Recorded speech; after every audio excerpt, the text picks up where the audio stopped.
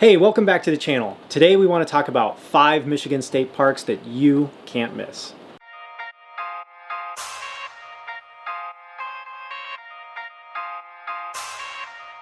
Nate and I have been traveling the United States for the last 4 years in our RV.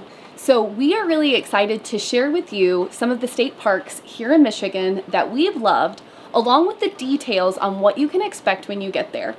If you haven't subscribed to our channel, we would love to invite you over here.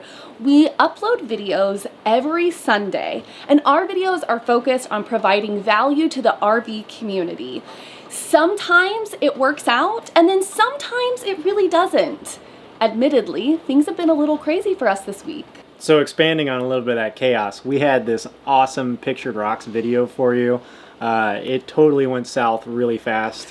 When we woke up the morning we were supposed to film all the content and realized we had a flat tire. A small mistake that kind of just rippled apart.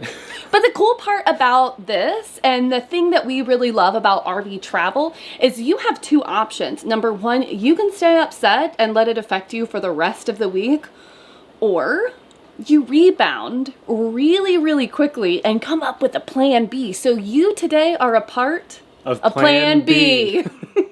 So when I started the itinerary for our Michigan travels, I hit YouTube and I was looking really, really closely at videos, trying to figure out where we should stay, where we could stay and see things, and how much it was. I couldn't really find anything, so I wanted to bring you some of this information today.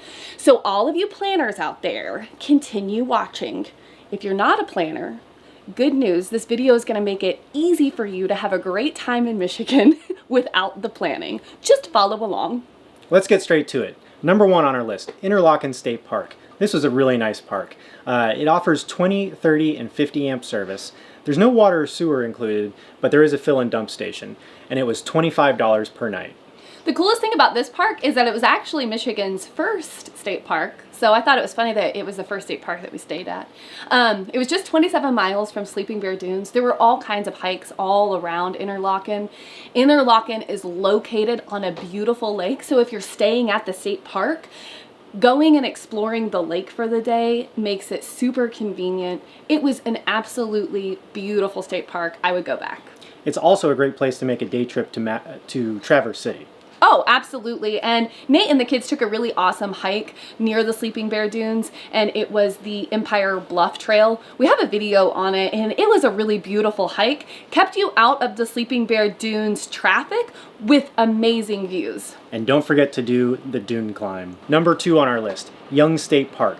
It offers 20, 30, and 50 amp service. No water or sewer, but it did have fill and dump station, and it was $25 per night. The coolest thing about Young State Park is that it's located right on Lake Charlevoix, which is a stunning, stunning lake, and it was awesome to be able to go and visit that on some of our down days. When we were getting out, we were visiting the town of Petoskey, which was just 15 miles away.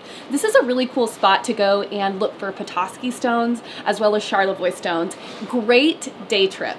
Number 3, Straits State Park. This was $34 per night. It didn't include any water or sewer, but it did have a fill and dump station, and it had 20, 30, and 50 amp service.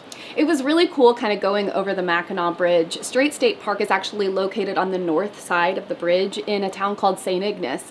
St. Ignace had all kinds of really cool things to explore. We were able to grab some smoked fish, and we actually tried pasties for the first time. What did you think? They were pretty good. The other cool thing about Straits State Park is that it's conveniently located in St. Ignace, which gives you the opportunity to grab a ferry over to Mackinac Island. Also, the Mackinac Bridge. You can actually see it from the campground, and it is the world's largest suspension bridge. It's so cool. Ask this guy how he paddleboarded out to it. Did it work out? Well, I tried. I got about 100 yards from it, and these lakes, their surf is pretty impressive. It was got a little too choppy for me.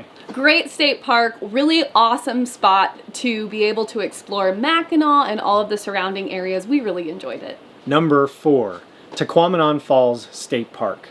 This park offered 20, 30, and 50 amp service. No water or sewer, again, but it did have fill and dump stations. I would like to make a declaration. Oh, and it was $25 per night. I would like to make a declaration really quickly on this video, and that is that Tequamanon Falls was actually my favorite state park so far. I loved it. Our site was located right next to this Tequamanon Creek that comes right through. You could see views of Lake Superior just across the street. Exploring the falls was awesome, and we highly recommend that you take the boat over from Tequamanon Falls. There's like a little boat rental, and you can actually go across to this little island, and it was awesome. We got to be able to play in the falls with the kids. They loved it. It was really great. So I think that Tequamanon is one of those spots that I would not miss, and the state park was really, really nice. Number 5, Van Ripper? Ripper? We don't know. You tell us. It was $25 a night. No water or sewer, but it did have fill and dump station, and it offers 20, 30, and 50 amp service. The coolest thing about this park is its proximity to Marquette. When you begin your north adventure, it's very known that here in the Upper Peninsula of Michigan, things become more difficult to find. Things like grocery stores, Targets. These are things that you're not going to easily find here in the UP. Now, the good news is that when you hit Marquette, it's kind of like the Upper Peninsula's big city. And when you've been exploring state parks, it's nice to be able to travel into Marquette, reload on groceries, eat out at a few good restaurants. And I loved their park, Van Ripper. There is a gorgeous lake. I don't know what the lake is called, but it's got a lot of sandy beach. It's got tons of playgrounds, and it's got a pump track for bikes, which I think is really cool. Our son Anderson was pretty excited about that. He loved being able to grab his bike and go hit the little pump track that they have. So I think that this is a great stopover before you go into the Copper Harbor area where Houghton is, Fort Wilkins, and the Porcupines. I think that this is a great spot to reload, rest, and enjoy what Michigan has to offer. Lastly, a little bonus information.